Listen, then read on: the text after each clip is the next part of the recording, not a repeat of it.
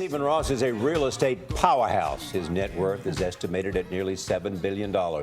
In 2008, he became part owner of the Miami Dolphins. He later took majority control. Ross this morning is tackling a bigger challenge. He wants to fight racism and bullying. His new nonprofit group is called RISE, the Ross Initiative in Sports for Equality. It is launching a nationwide campaign. The goal is advancing race relations in sports and beyond.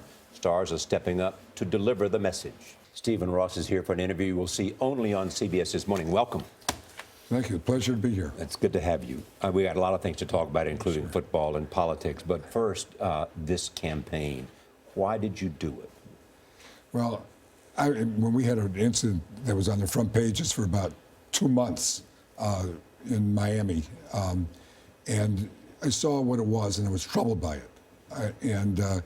You know, when I really looked into it, and knowing that I kind of owned that space, I thought I could, you know, you want to look positively. How can you really do something that it would have an impact? So I talked to a lot of people, thought about it, and kind of put together this nonprofit that is kind of unprecedented in using sports to create change.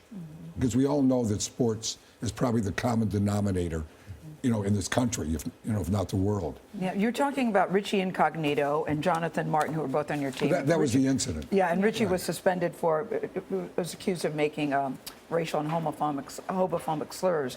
But how do you think football can help with this, Stephen? And what is the reaction you've been getting around the league since you started? Well, I mean, I've talked to, it's not just the National Football League. I mean, if there's any place in society where there's equality, it's in sports. So it's not the leagues that have the problem. It's really the country today where there's discrimination that really is our problem, and we can see what it does all the time. So, but using sports to create change and bringing all the leagues together, there's no league that has a real problem with that, you know. But using sports to create change because people really look to sports, and it has such an important role in our society today. Heroes and role models. Yeah. Right, exactly. No matter what age you are, you're a role model if you're an athlete. Everybody looks up to you. So using the power of that and together with education to really put together an organization that can then really change and create a new paradigm in this country. Let me talk about football. You just fired your coach.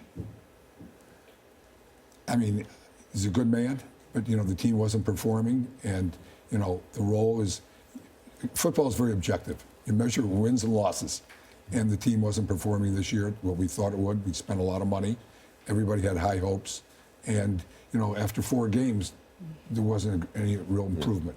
So, you know, you don't want to waste a year, and I'm very still optimistic about this year. No, and you said you admire and respect Coach Philbin, and you considered him a friend. I think that's a difficult thing to do. It was probably one of the most difficult decisions, you know, in doing that. How do you determine it's a coaching problem, not a player problem? Well, I think, you know, you can look and see, I mean, the coach is there to motivate the players, and you can see how the players are playing. And if you have a good roster or great expectations, you want to see improvement. And the first 4 games, you know, there's great expectations, but the team never really, you didn't feel they were really playing, you know, to their capability. Let me talk about politics for a moment. Donald Trump is in your business in part. You know him, he's a fellow New Yorker. What do you think of him and his campaign? Well, I know Donald, you know, and I like Donald a lot. I think he's surprised by how well he's doing, you know. You know, I respect him, but I don't really see him as president of the United States. You're supporting someone else? Yes. Because why don't you see him as president?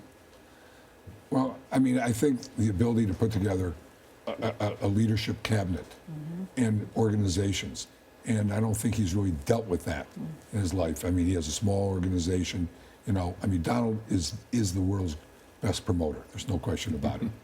But I don't think he's really stepped, you know, really in a position to really run the United States of America. But he lays out that his business experience, that he runs the Trump organization, that he's worth, he says, close to $10 billion, that qualifies him. Well, I think if he can show that he can really bring people on and not just talk about it and create a cabinet. I mean, people are frustrated with politics today. I mean, that's why his popularity is what it is. And I think that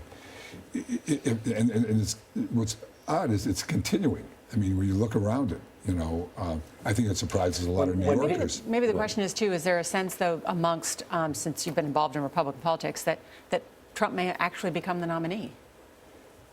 There's a good chance of that. It appears more every day, doesn't it? Yeah. How do reporters and others understand how to evaluate wealth? I mean, he says 10 billion. We just said you were worth 7 billion. How do you know? I don't. I mean, you talk to Forbes. They do all their research and see what assets you own. And Are you worth own, $7 billion? I never thought it would be. I'll tell you that. This is a short answer. Are you optimistic about the economy? No. You're not optimistic about the economy. Well, because we're not really creating job employment. Interest rates, are so low, and business isn't really creating the kind of jobs. I mean, yes, jobs are low, but people aren't optimistic about it. The new jobs don't have the same pay rate, that people are expecting, and it's like the rich are getting richer and the poor are getting poorer, And I think there's an impact. We can see that. These low interest rates are killing the middle class, And For you to say that, investors. the rich are getting richer and the poor are getting poorer, some say will be a central theme, income inequality, and what's happening to the middle class. What should the political debate be about? Well, how do you really grow the economy? How do you grow people and give the opportunities, that are there, not just jobs to put money in, And I don't think we're doing that. I mean, our infrastructure, we're not putting money where they need to be. I mean, we had a great opportunity that we blew in terms of, making more grants and subsidies to people as opposed to building things. And we got to rebuild this country. In other words, we need a stimulus to encourage building of the infrastructure. That's right. So, we're becoming such a mature country. We're becoming like Great Britain was, and it took somebody like Margaret Thatcher to shake them up, and look what's going on today in Great Britain, the remnants of that. But our country is just going in a different direction. It's more, how do you hand it out and, create the equality? Let's create the opportunity where people feel good and there's real growth in there. The United States is, the whole world is looking at the United States today. Right. We are the leader, and we're causing them to even have the problems. We're the biggest economy. And I think a lot of stuff that you might take China, Europe, there's a malaise wherever you go. And we're the best there is. Yeah. And we could really lead the way if we really opened up, and people felt comfortable about it. But there's no leadership. Thank you very much.